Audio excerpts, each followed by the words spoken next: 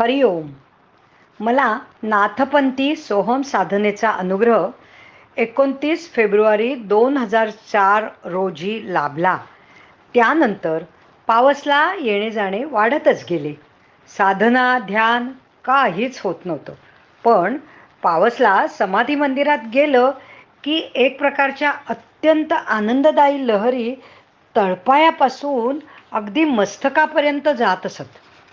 पावसला मंदिरात, अनंत निवासात गेल्यावर, तपोवनात, स्वरूपाश्रमात, सर्वत्र ठिकाणी हाच अनुभव येत असे आणि आजही येतो. पावसमधून बाहेर पडताना एक प्रकारचं चार्जिंग झाल्यासारखं वाटतं. सन 2008 पासून हळूहळू ध्यानाला बसणे, सोहम ध्वनी अनुभवणे हे आपोआप सुरू झाले. अर्थात स्वामींच्याच कृपेने. ध्यानात दोन्ही भुवयांच्या मध्ये एक प्रकाशमान विवर दिसत असे. त्यामधून जांभळ्या रंगाचा प्रकाश खोलवर जात असल्याचे अनुभवण्यास येऊ लागले.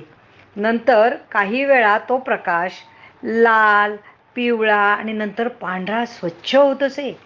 ही प्रकाशयात्रा अत्यंत सुखावह असे. सदर प्रकाश लेझर बीमसारखा असे.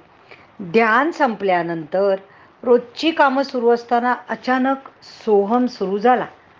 थोडे गडबडून गेल्यासारखे झाले, पण त्यातील आनंद ही एक वेगळीच ऊर्जा देऊन गेला. नित्य व्यवहारात अनुसंधान थोड्याशा प्रयत्नाने अधूनमधून सुरू होऊ लागले. वाहन चालवताना, प्रवास करताना अचानक सर्व वस्तूंमध्ये एक प्रकारचे चैतन्य ओसंडून वाहत असल्याचे जाणवले, पण ते काही क्षणच. एके दिवशी रात्री ध्यानाला बसल्यावर माझ्या डोक्याच्या कवटीचा वरचा भाग अचानक नाहीसा झालाय असे जाणवले आणि त्यातील पोकळी पूर्ण अवकाशात मिळून जाते असे अनुभवाला आले.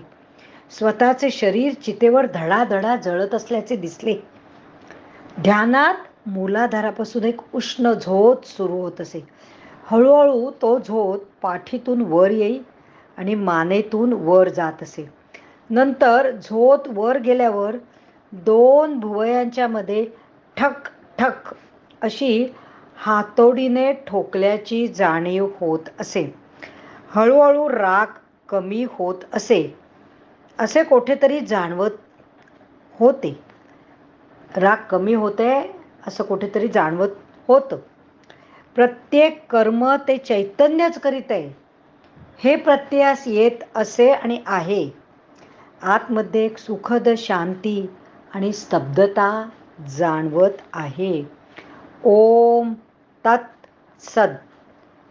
हा अनुभव अर्थातच कुणी लिहिला आहे ते नाव नाही. कुणाचंच असं नाव अनुभवांखाली दिलेलं नाही. हे यापूर्वी मी आपणास सांगितले आहेच.